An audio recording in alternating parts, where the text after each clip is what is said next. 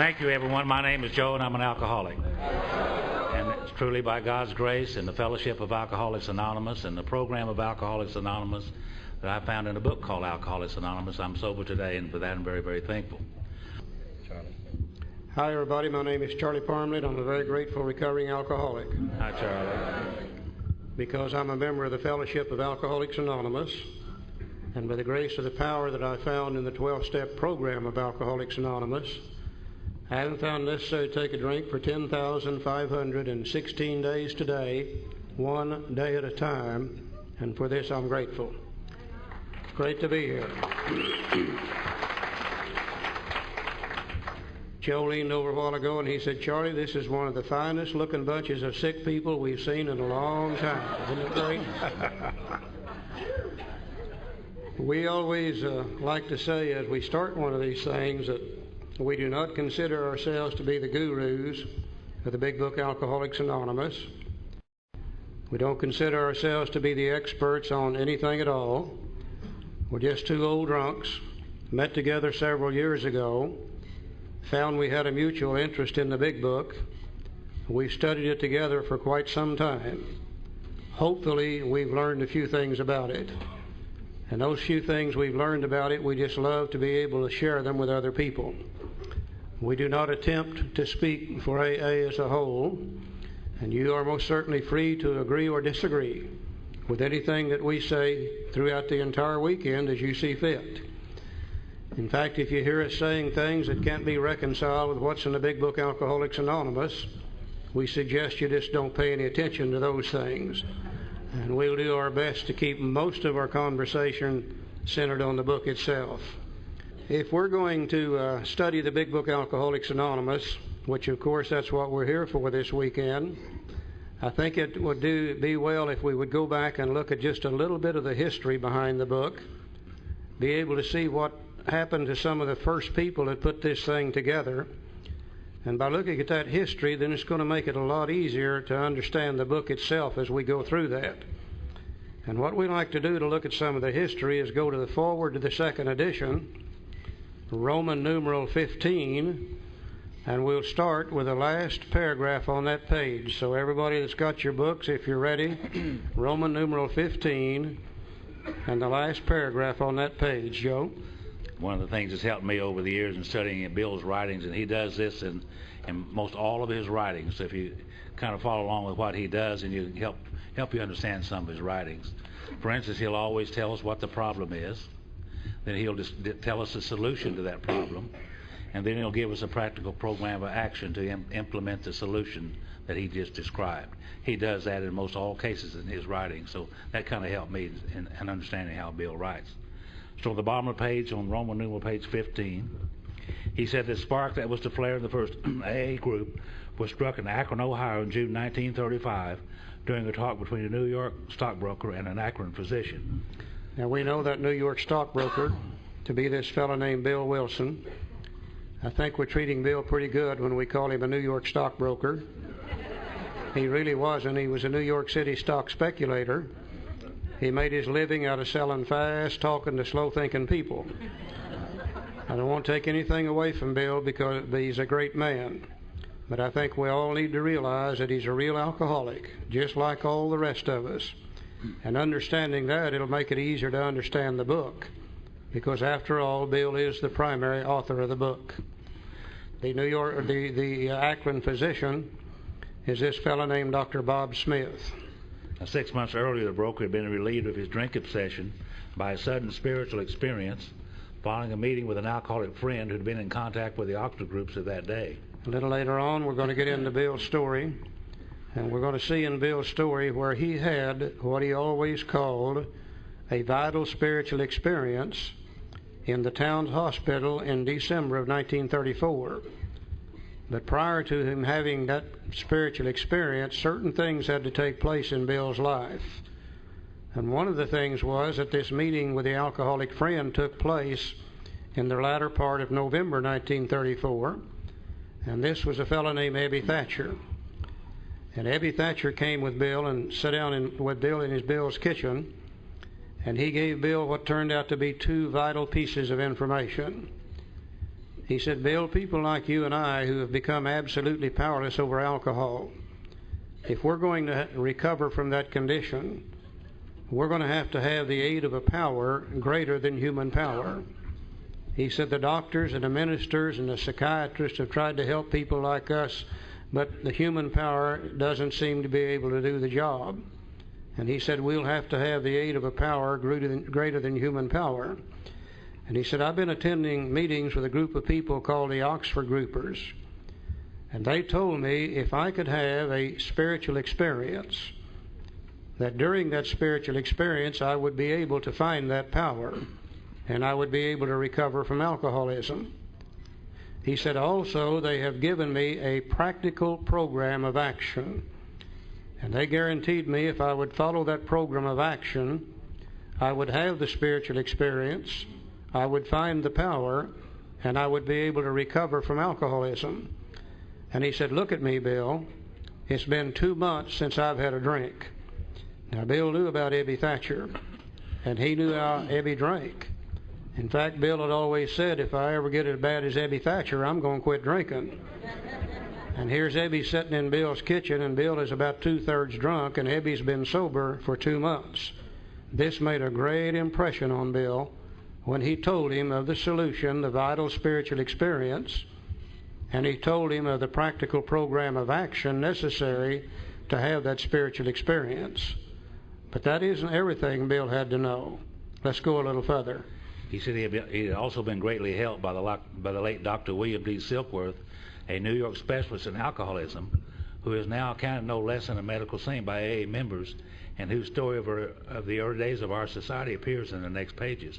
And from this doctor, the broker learned the grave nature of alcoholism. Again, as we get into Bill's story, we'll be able to see how as far back as the summer of 1933, Bill was placed in the town's hospital for withdrawal from alcohol by Dr. Silkworth.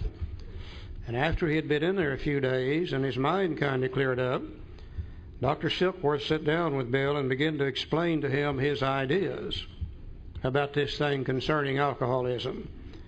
And he said, Bill, I do not believe that alcoholism is a matter of willpower. I do not believe it's a matter of moral character. And I don't think sin's got anything to do with it. He said, I believe people like you are suffering from an illness. And he said, it seems to be a very peculiar illness. It's a twofold illness. An illness of the body as well as an illness of the mind. And he said, I think what has happened to people like you is you have become absolutely physically allergic to alcohol. And it seemed to me as though any time you put any alcohol whatsoever into your system, it develops an actual physical craving, which makes it virtually impossible for you to stop drinking after you have once started.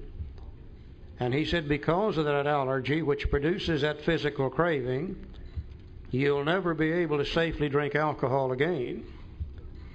And he said, you also have developed what we refer to as an obsession of the mind. And he said, an obsession of the mind is an idea that overcomes all other ideas to the contrary. And he said, it really doesn't make any difference how badly you want to stop drinking. From time to time, your obsession of the mind to drink will be so strong that it will overcome any ideas not to drink, and your mind will actually lead you to believing it's okay to take a drink. And he said, then you will take that drink, and then you'll trigger that allergy, and you'll be unable to stop. He said, you can't safely drink because of your body. You can't stay sober because of your mind. Therefore, you've become absolutely powerless over alcohol. Now, Bill knew that in the summer of 1933, but knowing the problem didn't solve it, because if shortly after that his mind told him it was okay to drink. And he took a drink and triggered the allergy and drank for another year. In the summer of 1934, he was placed back in the hospital again to be withdrawn from alcohol by Dr. Silkworth. And this time Dr. Silkworth pronounced him incurable and told Bill's wife, Lois, that this guy is either going to die from DTs or he's going to become completely insane from a wet brain, and you're going to have to lock him up or hire a bodyguard if you expect him to live. And Bill overheard that, and he said this time fear sobered him for a bit. But then on Armistice Day, 1934, his mind told him it was okay to drink. And he took a drink and triggered the allergy and couldn't stop drinking. It's only after Ebby came to see him and gave him a solution to that problem and gave him a program of action that Bill was able to recover. So basically, he had to know three things. He had to know the problem. He got that from Dr. Silkworth. He had to know the solution and the program of action. That came to him from Ebby. And then Bill was able to have his spiritual experience and recover from alcoholism. And Ebby began to take Bill to these Oxford group meetings after that. And he says, though he could not accept all the tenets of the Oxford group, he was convinced of the need of moral inventory, confession of personality defects, restitution of those harmed, helpfulness to others, and the necessity of belief in and dependence upon God, which were the tenets of the Oxford group, which were later on expanded into the 12 steps of Alcoholics Anonymous. Now, prior to his journey to Akron, the broker had worked hard with many alcoholics on the theory that only an alcoholic could help an alcoholic, but he succeeded only in keeping sober himself. After Bill got out of the hospital that last time, he began to try to help other people. He began to go out and seine them up out of the gutters and take them to these Oxford group meetings. He began to go into the bars and dragging them off a bar stool and taking them to the Oxford group meetings. Most of them didn't want to go, but he was taking them anyhow. He's trying to sober up the world. He had lots of enthusiasm. But after a few months of trying to do this, why, nobody was staying sober but Bill.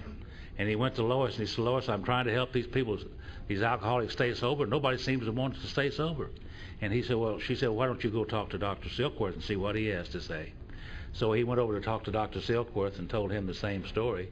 And Dr. Silkworth said, yes, I've heard some of the shenanigans you're pulling out there on the streets. He said, you know, Bill, you're staying sober, so obviously trying to help other people is helping you stay sober.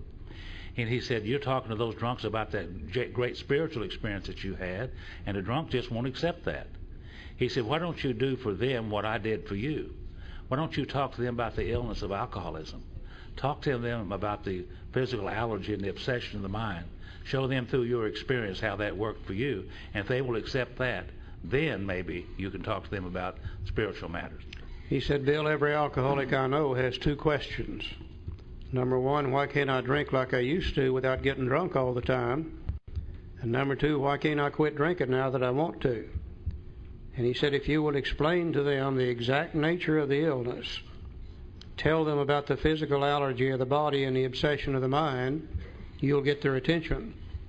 And he said, then after you get their attention, you can talk to them about spirituality. But tell them what the problem is first. Our book said the broker had gone to Akron on a business venture which had collapsed, leaving him greatly in fear that he might start drinking again. He suddenly realized that in order to save himself, he must carry his message to another alcoholic. And that alcoholic turned out to be the Akron physician. We all know the story of Bill going to Akron. He and some other guys had put a business deal together.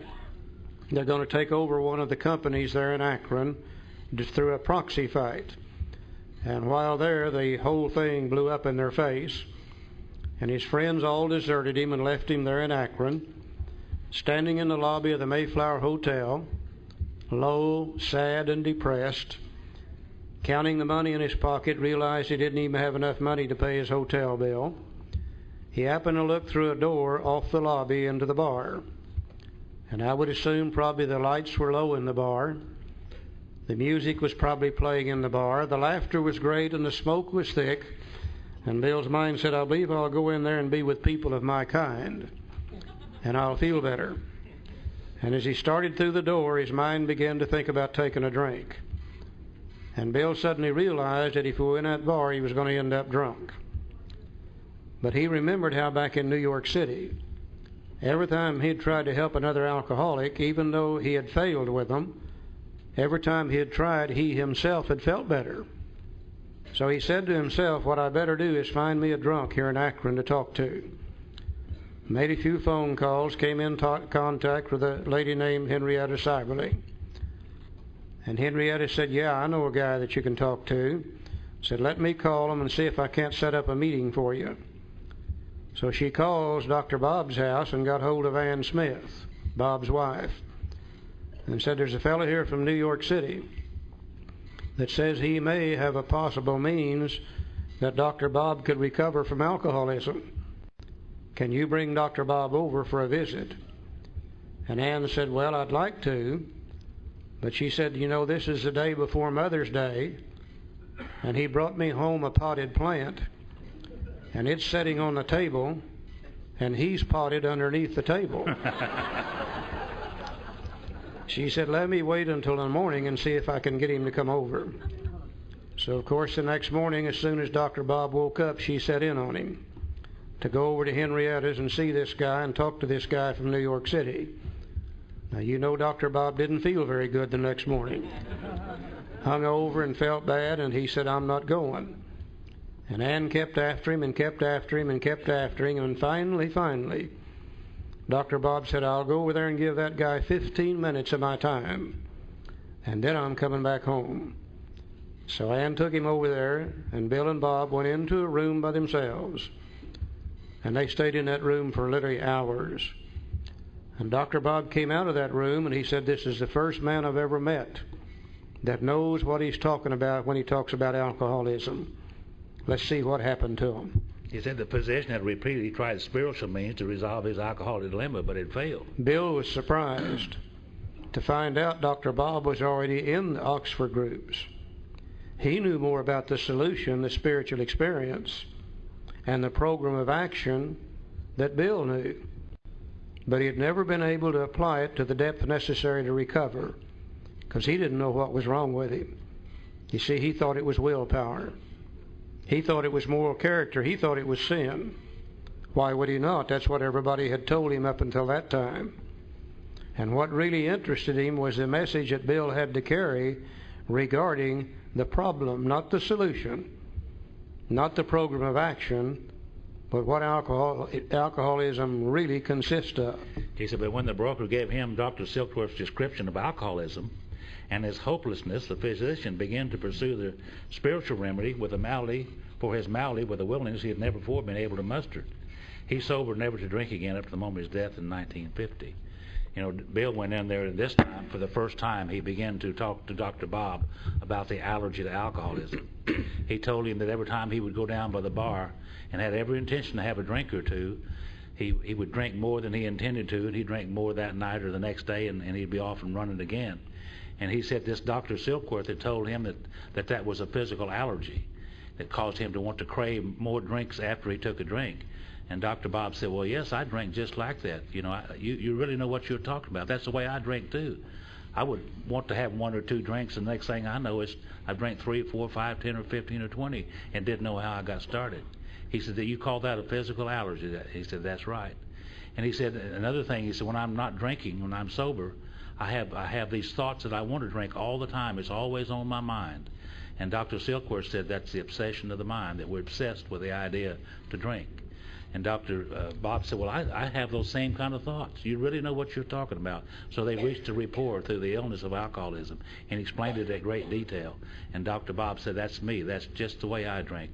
You really know what you're talking about. So they had some identification going. You know, this is the first time that Bill had tried this. Everybody back in New York City, he had always talked to him about the solution, the great spiritual experience, the big white flash he had had in the town's hospital. But he sat down with Dr. Bob. He didn't talk to Dr. Bob at all about Dr. Bob's drinking either. I'm sure that's what Dr. Bob expected to hear. Everybody else had talked to him about his drinking. But Bill said, let me tell you about my drinking. And through the sharing of his story, talking about his own allergy, Dr. Bob could see himself immediately in it. Through the sharing of his own story, talking about his obsession of the mind, Dr. Bob could see himself immediately in it. And he could see where he had become absolutely powerless over alcohol. And for the first time, he was completely defeated when it comes to alcohol. Then he began to apply the little program of action.